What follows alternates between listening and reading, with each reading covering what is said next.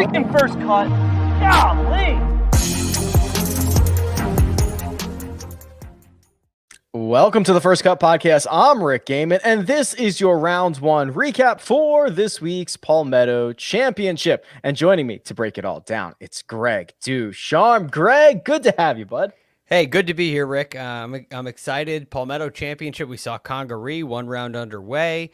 All good stuff. And we have, of course, after this weekend, we have the U.S. Open to look forward to. So exciting times in the game. As we record right now, the vast majority of the players are done. The afternoon wave finishing up, so I will make note of any guys who are currently out on the course. But let's talk about the course, Greg. We were just kind of going back and forth before we went hot, and I'm enjoying it. You know, maybe the afternoon wave didn't enjoy it because the course played much more difficult in the afternoon. You could see it firming. You could kind of see it getting much faster. But I think that is, the real storyline this week so far has been this course. Yeah, a unique piece of property. It's unlike anything else that we see on the PGA Tour.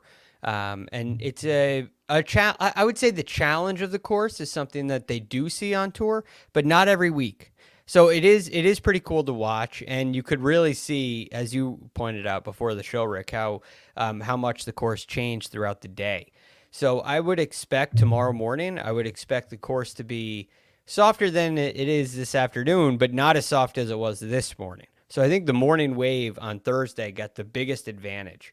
And you'll see the course firm up, maybe even more than it did today. Tomorrow, they're expecting some winds, gusts up to 22 miles an hour or so, which is pretty high. So when you get wind and sun and 92, 95 degree heat like they're expecting tomorrow, it can get firm fast on those sandy conditions.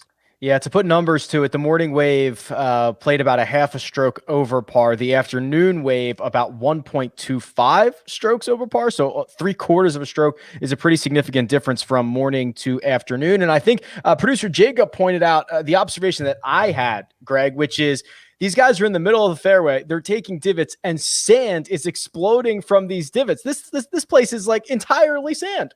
Yeah, well, you look at the native areas around the golf that are not in the fairway, and it's all sand. So what's underneath the grass? Sand. And sand, so baby. that's what you're going to get. But sand creates a great playing surface. It really does, because it drains really well.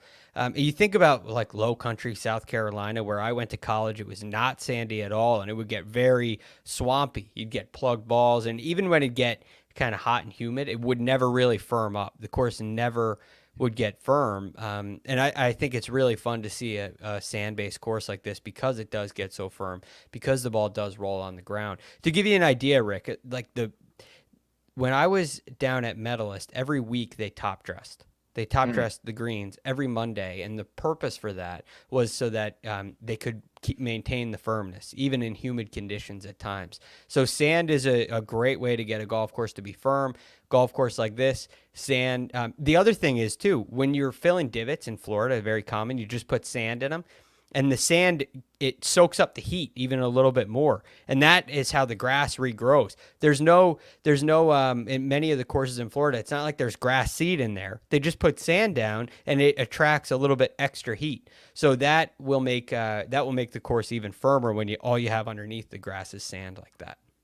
Let's assess this leaderboard. There are currently 3 golfers in the clubhouse at 6 under 65. 2 of them went out this morning. Let's talk about those guys. And I'm very tempted to dismiss the number 1 player in the world and talk about my buddy Doc Redman, who is currently atop the leaderboard. But we'll start with DJ. He has the honor here, number 1 player. 6 under 65, Greg, in which he made 6 birdies. He had 0 bogeys. He drove the ball like DJ. He putted the ball. It looked like he was in a fairly complete control of his game on this Thursday morning.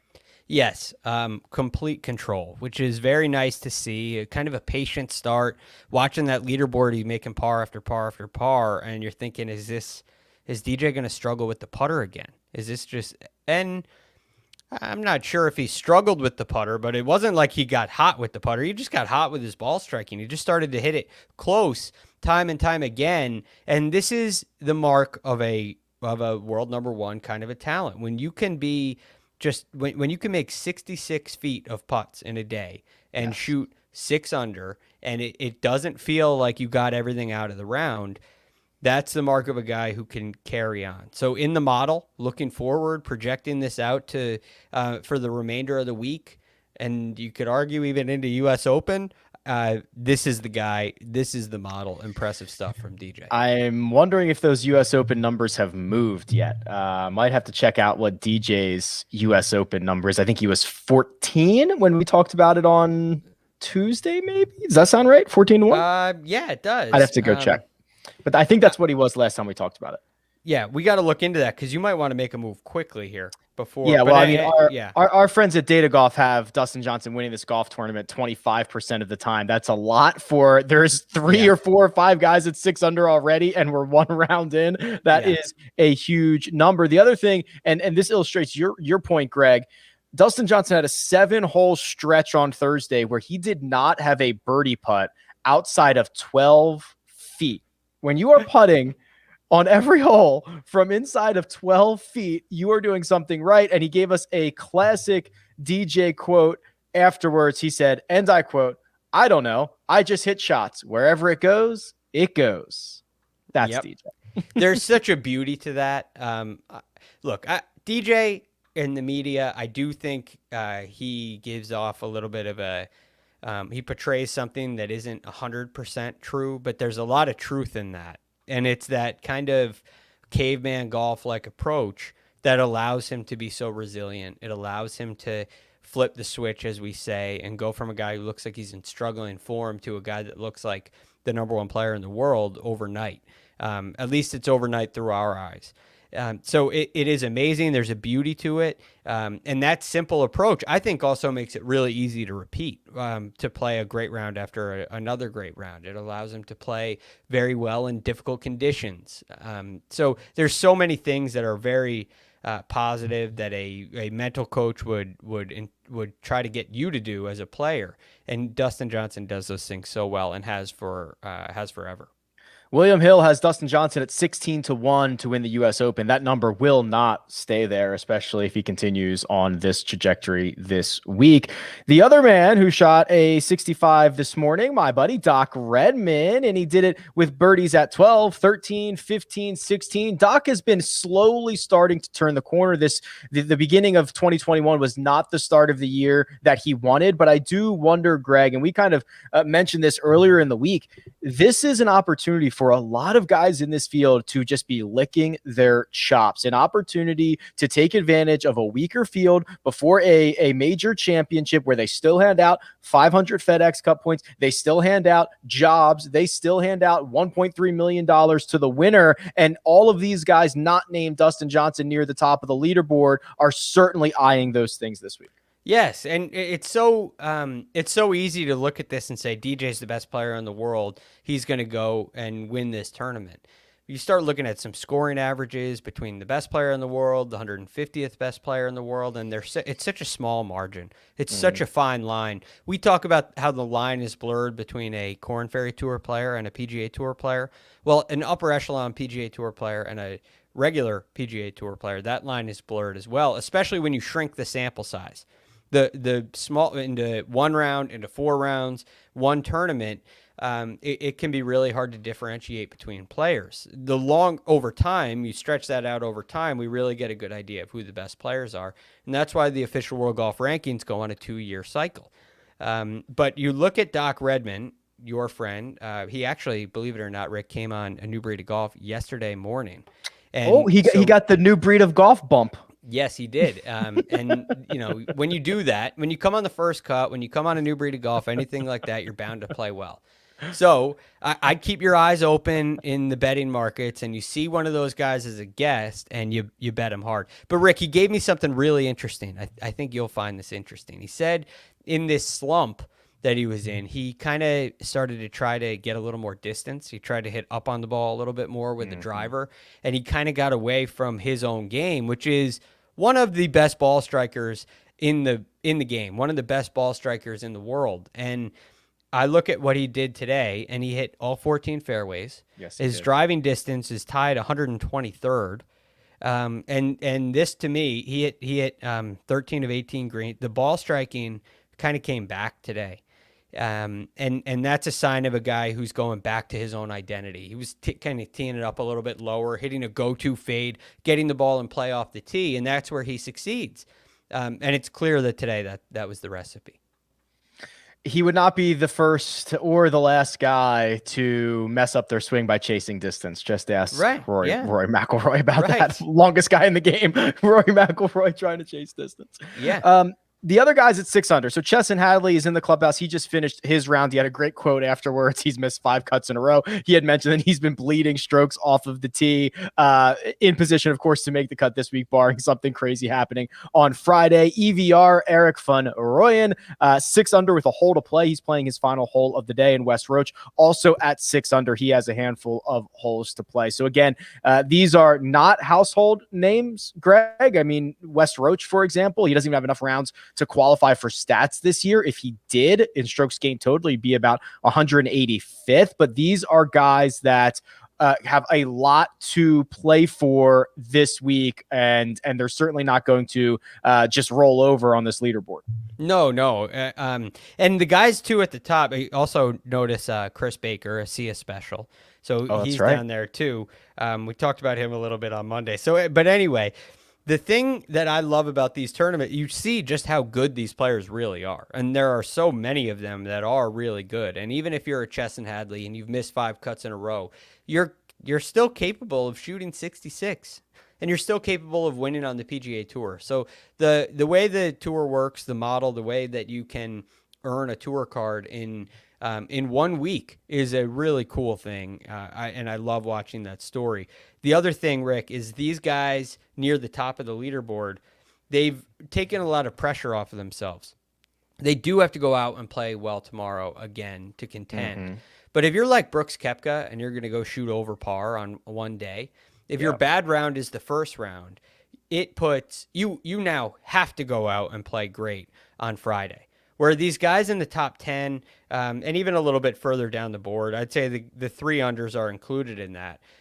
They have a sense where they can play the right shot at the right time. They don't have to press at all tomorrow. And it's a big advantage. So I give a lot of props. I give a lot of lean to the guys that played really well today going forward in the week.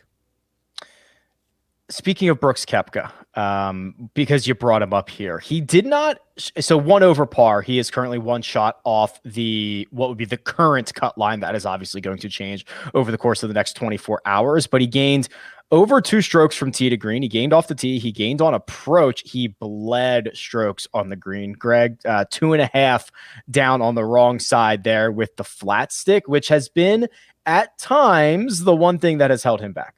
Yeah, and he missed a couple of short putts today, and it gets you frustrated when you hit the ball pretty nicely and you're putting the ball in play off the tee and you're giving yourself scoring opportunities and you just can't take advantage of anything.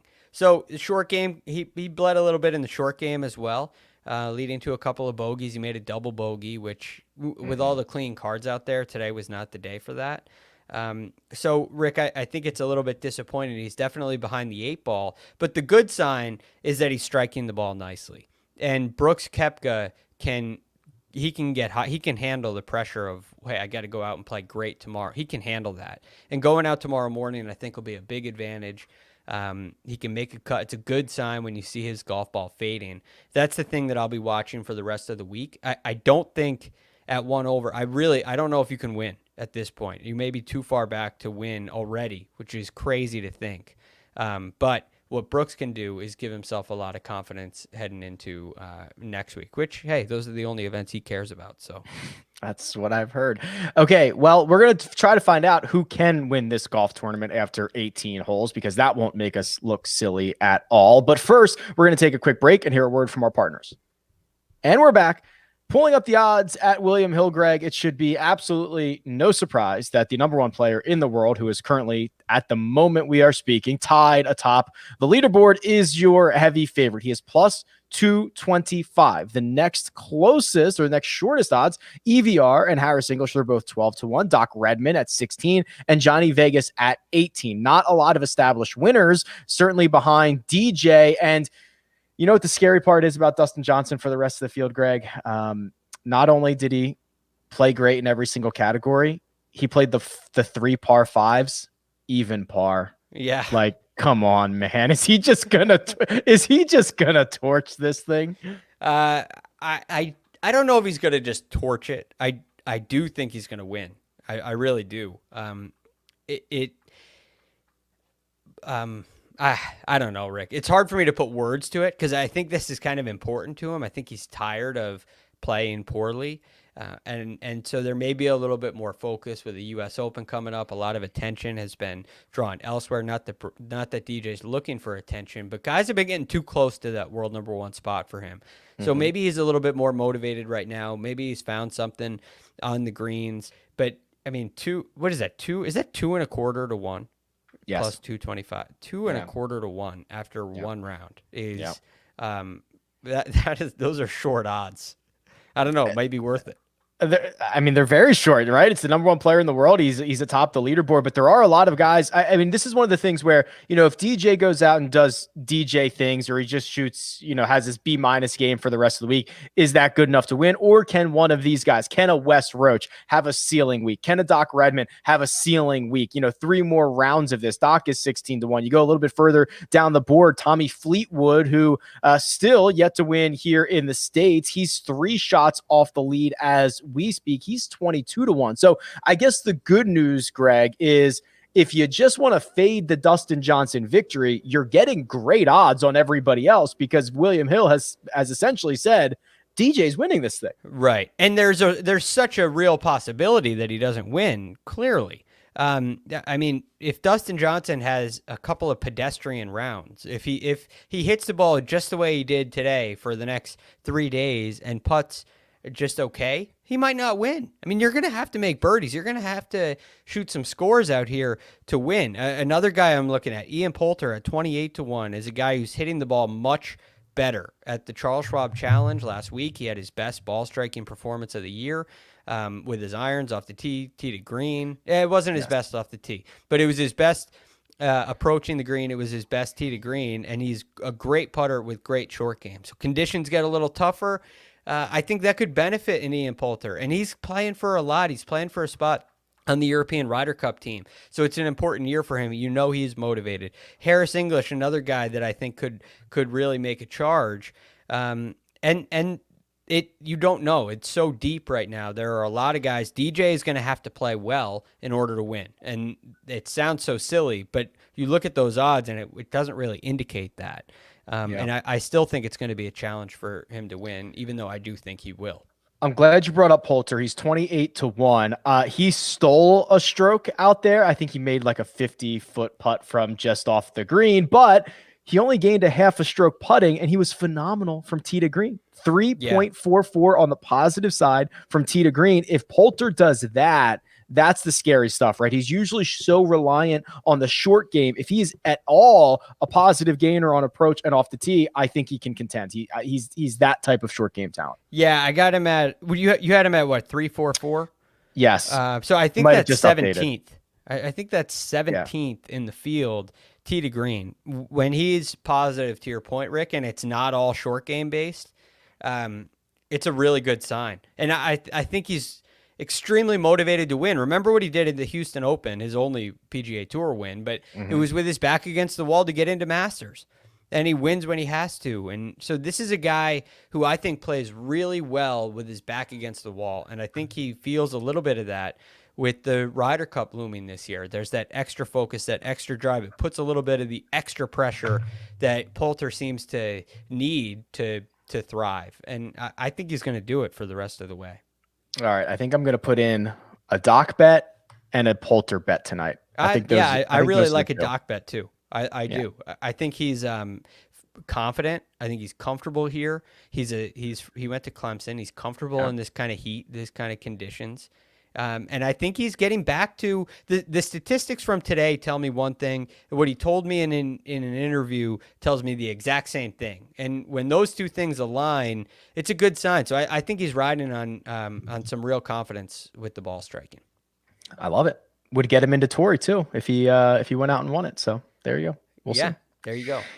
All right, that'll do it We will be back after round 2, round 3, and round 4 to cover the rest of the Palmetto Championship. But for now, let me thank producer Jacob. He does all the hard work behind the scenes. That right there, that's Greg DuCharme. You can find him on Twitter at @TheRealGFD, and you can find me at Rick Run Good. This has been The First Cut, and we'll catch you next time.